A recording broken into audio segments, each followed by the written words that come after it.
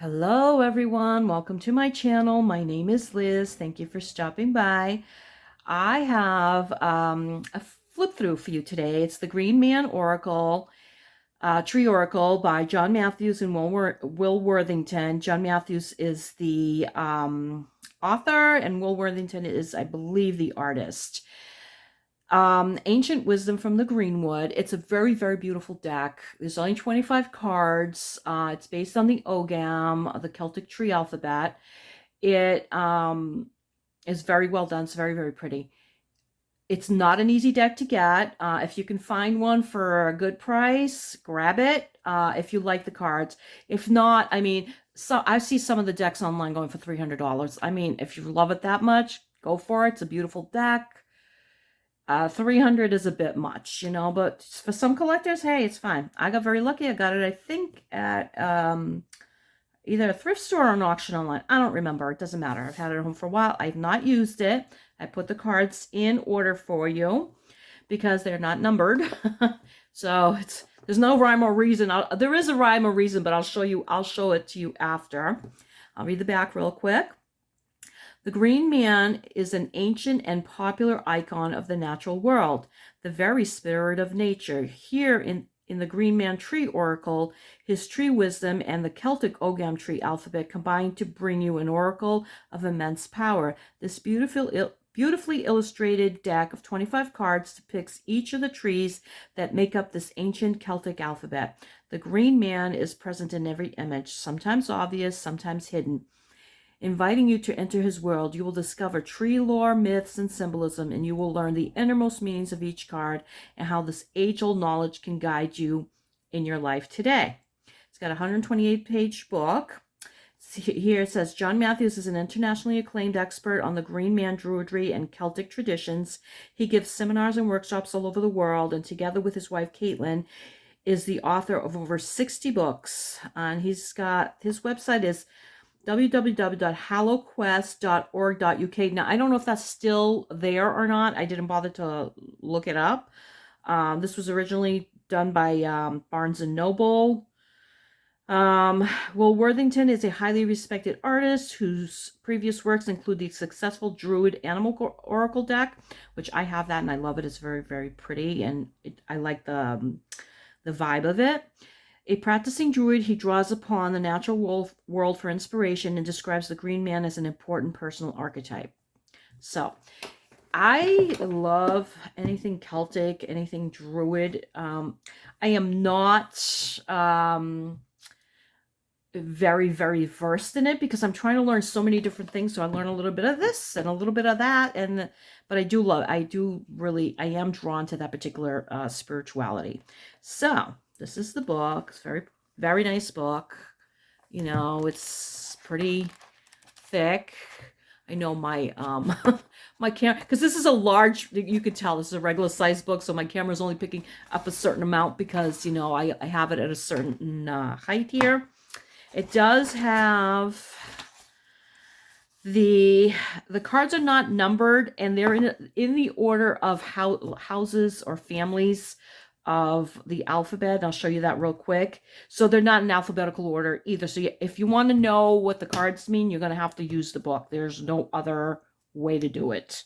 I wish they were numbered. I would have made it simpler, but it's not, so it is what it is. It's forward, then there it goes into explaining about the letters. Here's the alphabet and the houses that they're in. There's 5 different houses, or I think it said that houses or families. Hold on a second here.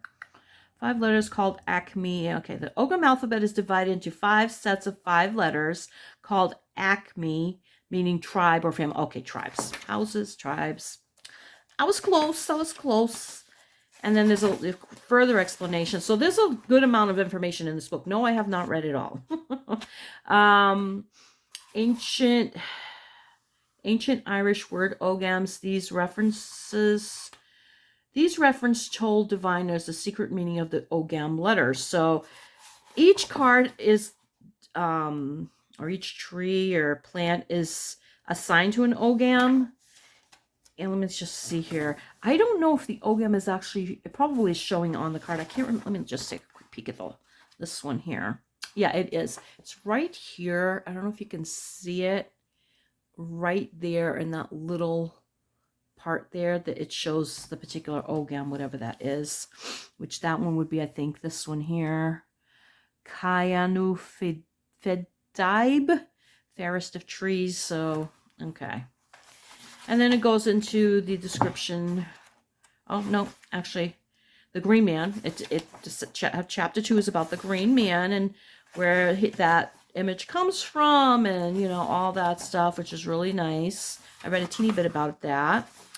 You know, it's funny because I look at trees and I do see a lot of faces in trees, a lot. You know, whether it's in the leaves, sometimes it's in the trunk and stuff, not realizing that that's basically the Green Man, or that's how people see that image. So I really didn't know that until I started looking at these cards. I'm like, oh my God, maybe the Green Man wants to say hi. I love trees. I love plants. Love all of it. Okay, so I'm going to show you the cards right now. This one should be pretty quick. I'm going to read on it after, as usual. But if you can see almost every card, not every single one, because as the books, or at the beginning, as it said, that some of them are hidden, but almost every single one, you're going to see a face. Okay, and, you know, you guys know I'm not a huge fan of the borders. I know if this didn't need the white border, I wish they had make it a little bit bigger. I don't mind this border here because it is very pretty. It goes back to ancient, like the old churches, I think, because it's said it in the book that, you know, the imagery of that face started showing up, you know, in stonework, I think in churches and stuff like that. So I think that kind of gives it that vibe there, but it's very pretty. So anyway, Birch, and as you can see, there's the ogam letter right there. Rowan, and it also says the name, like this is Lewis, and this is Baith. Some of them I'm not going to be able to say, I don't think. Alder, Fern. So that the fern, or Fiern, is the ogam name, I'm assuming. Or maybe it's the name of the tree. I don't know. I haven't got that far. Willow, Sail. I'm going to assume that that's the ogam. You know what? Before I misinform you, let me look real quick in the book. Let me look, because I did just see that section here. I just got to find it. Nope, that's not it. When did I see that? Of course, now it's going to take me, you know, half a minute to find it. Ancient. Oh, maybe not.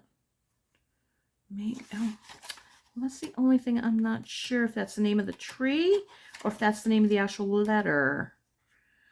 Oh, the name.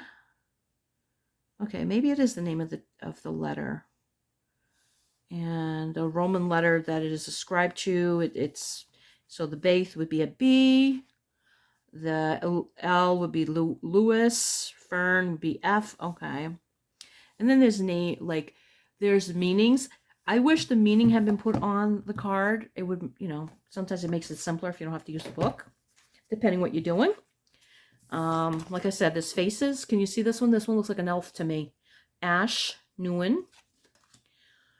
Hawthorne, Huath. And this looks like there's a face here. Can you see this face? You see that face there? But also, this is to me a profile of a lady, and that's her hair. You know, I can see that. Oak, Dewar, whatever. Holly, Tyne. And it's funny because I never thought of holly as a tree, because I have hollies. I have a couple of hollies out here in my yard, and they're tiny. You know, I always thought it was a bush, but I don't know, maybe it is a tree. I've never seen a holly tree, but maybe they just don't grow that big around here.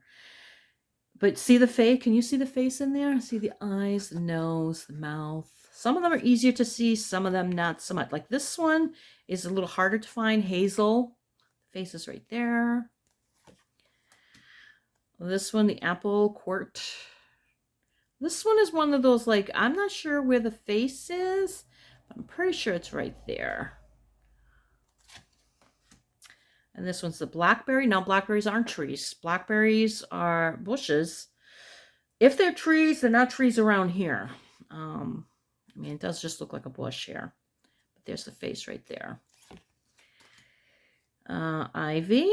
Ivy's not a tree in my estimation, but it's here. Fern. I know fern isn't a tree. And there's a face right there. He looks like a cranky fern, okay? Blackthorn. Another one that looks a little cranky. I actually love this one. Elder, and it's Ruiz is the letter name. Because it looks like an elder. It looks like an old grandma, you know. I love this card. I think it's just so pretty. And it just, I don't know. And you see like a standing stone thing back there. I'm pretty sure that's not what's a famous one? Oh, Stonehenge. Oh my God, I was having a brain freeze there. But I just love this card. Oh, I love it. This one cracks me up. The Scots Pine. Aelm. I know I haven't read them all, but look at his face. He looks just like he's ready to clobber somebody. He's so funny. Gorse. And I think gorse is just a bush. Whatever. And that one, it cracks me up too, because it's like, ha, ha, ha, ha. So funny. Heather. I do like the artwork. The artwork is great. White poplar. Can you see the face in this one? This one's a little harder to see, but there's the two eyes and there's the mouth. They all look kind of mad. I don't know. Yew. Now, I guess yews can live up to like 400,000 years or some crazy amount like that. I have never seen a yew. But you can see there's a skull here, so they've like seen a lot. I mean, if they live 400,000 years, they've seen everything. Aspen. That one just looks sad. And this looks like this would be a burial mound, so maybe it has something to do with that. Spindle or honeysuckle. And this one's a little harder to see as well. I'll let you guys find it. I see it. I'll let you find it. This one is gooseberry. Ethan.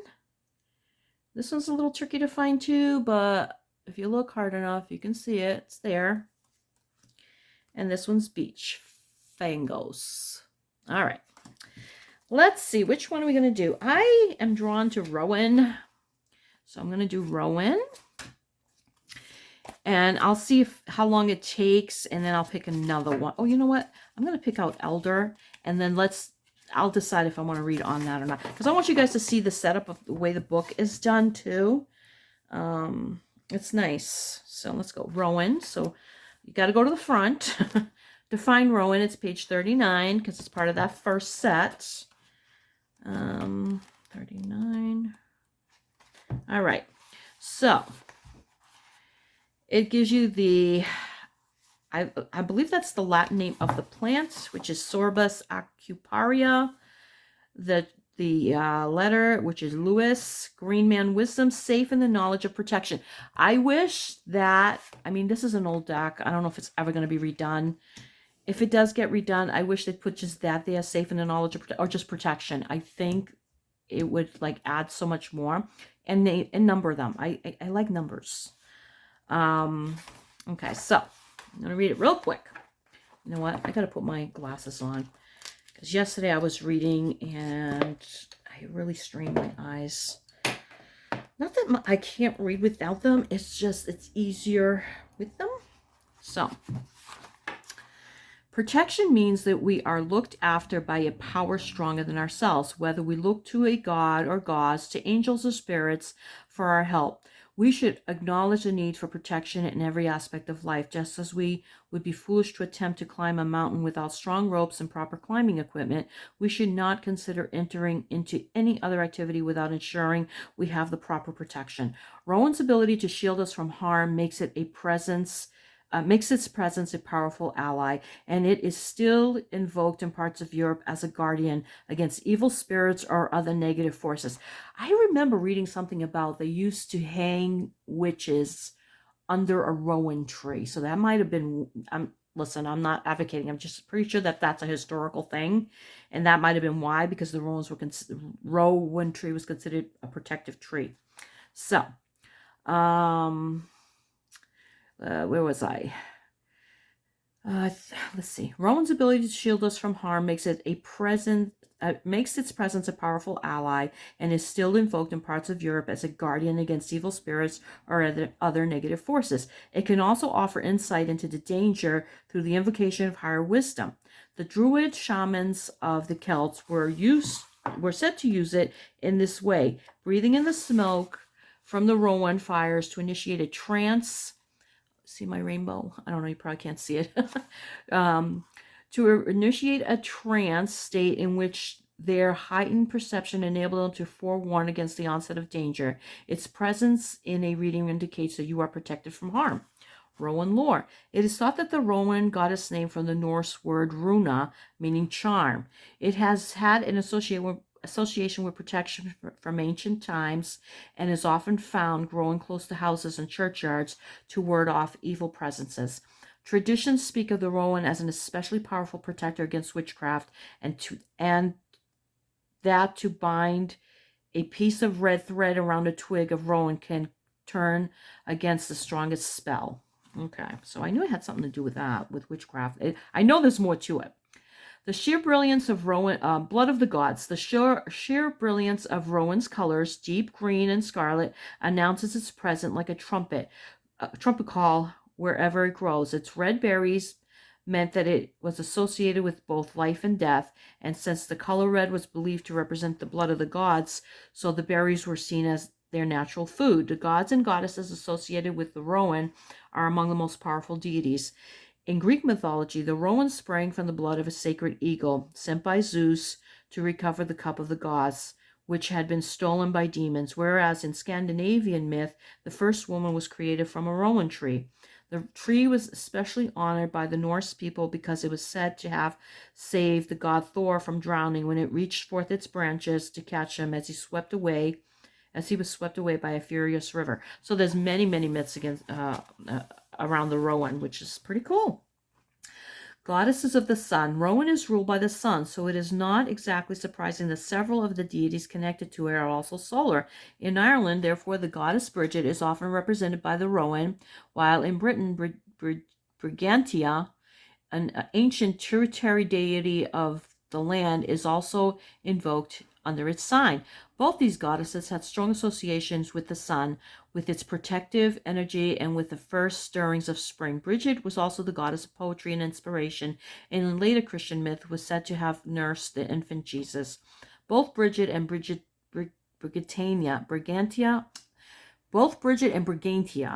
are said to have possessed arrows made of rowan, which could catch fire when necessary. The Druid's tree.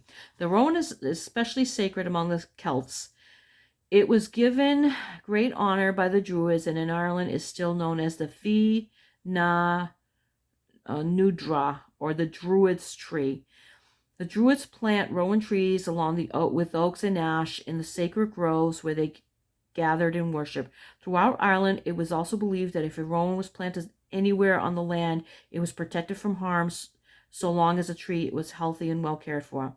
This tradition is still kept alive in parts of Europe where rowan trees are found growing close to houses or churchyards, and where sprigs of rowan pinned above a door frame are said to keep away those with evil intents.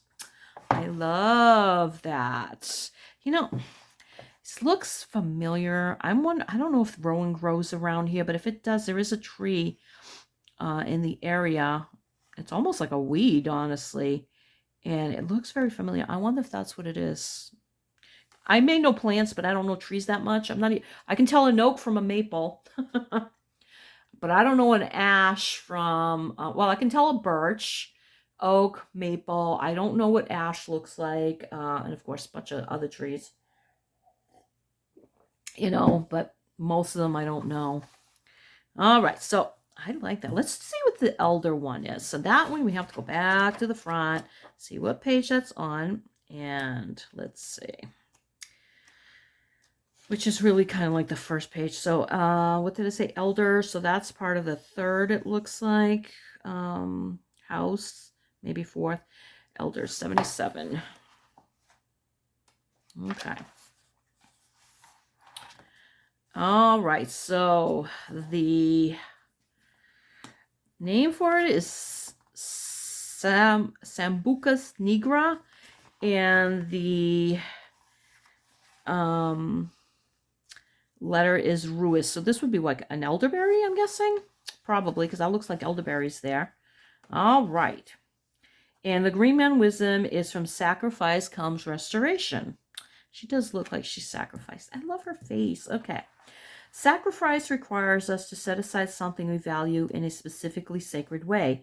We give what is worthy, honoring our most holy ones and acknowledging the reality of the unseen side of life, which is too often ignored or neglected.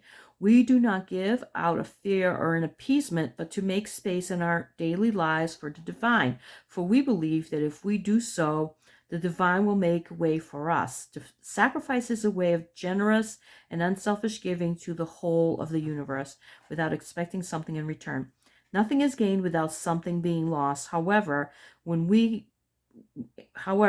should bear this in mind when considering this aspect of the oracle. The Green Man oh my God, my brain today. The Green Man wisdom points out that if we sacrifice something, the universe gives it back in greater measure. That what we give up is restored in many ways. When considering a change in direction, remembering that if we make a sacrifice, it might well mean that we will be blessed many times over. I believe that. I believe that if you give without really expecting anything back, you just give out of love, it does come back. It may not come back in that way. It comes back in other ways, and sometimes, many more times fold, 3 times fold, 5-fold, 10-fold. It comes back into different ways. So elder lore. The elder has a strong association with witchcraft and transformation in Britain. Witchers were rather fond of turning themselves into elders, a transformation that seemed to give them even greater strength. One story tells of an elder witch who turned a Danish king and his followers into stone for daring to challenge her. She sounds like she's fun. These can still be seen today in the form of the Rolling Stones of Oxfordshire, and some intriguing customs have grown up around them. On Midsummer's Eve, for example, feasting in the shadow of the king's stone is said to bring good luck, and the elder tree that grows there is sometimes cut in order to bleed the witch. The king's stone god, that's not very nice actually. The king's stone god nods his approval of this. Others seek the blessing of the tree by dancing around it, and it is said the king turns his head to watch. The elder's magical qualities have given rise to all kinds of folklore. Some say that to sleep beneath an elder tree is to wake in the other world, while it is also believed that if you stand under the tree on Midsummer's Eve, you will see the fairy troop by. It is also possible that the wooden lots used by the Celts to make divinations, see chapter 1, were made from elder. Protection and sacrifice. Some traditions see the elder as being a strong protection against dark magic, and if elder twigs are collected on St. John's Eve, just before midsummer, they are a protection against any bad luck that may surround the 12th night celebrations.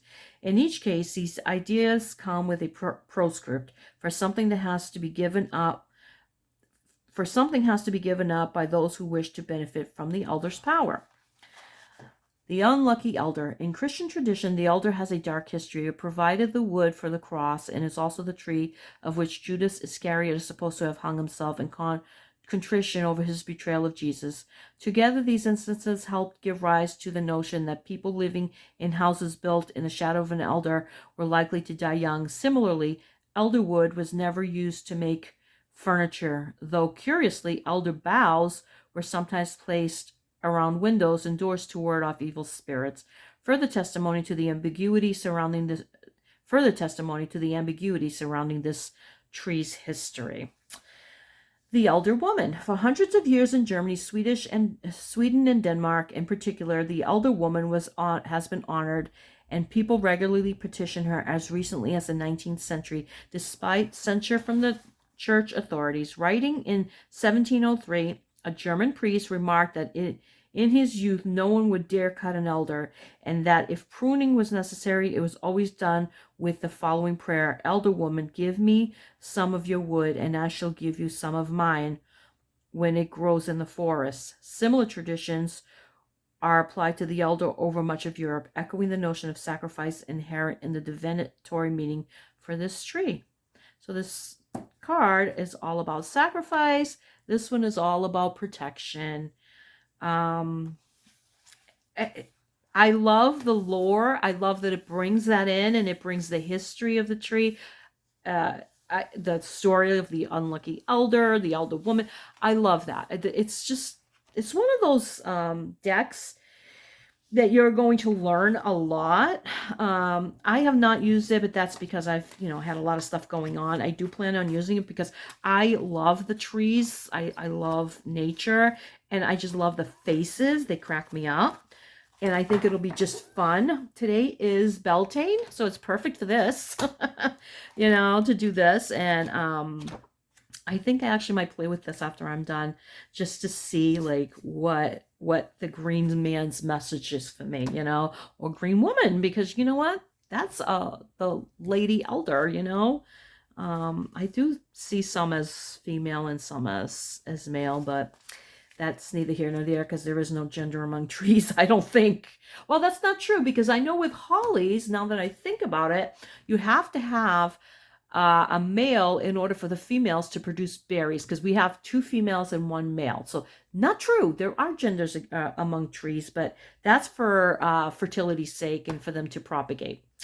All right, you guys. Thank you so much. I hope you have a beautiful Sunday wherever you are, and a beautiful May Day, Beltane, whatever you call it. If you don't celebrate it, that's fine.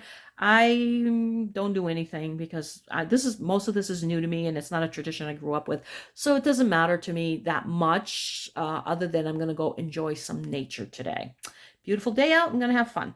All right, everyone, have a beautiful day wherever you are. Take care of yourselves. Let's all be good and kind to ourselves, to each other, and send out good vibes to the world. The more we send out good vibes, I think the better things we'll get. Blessings and thank you.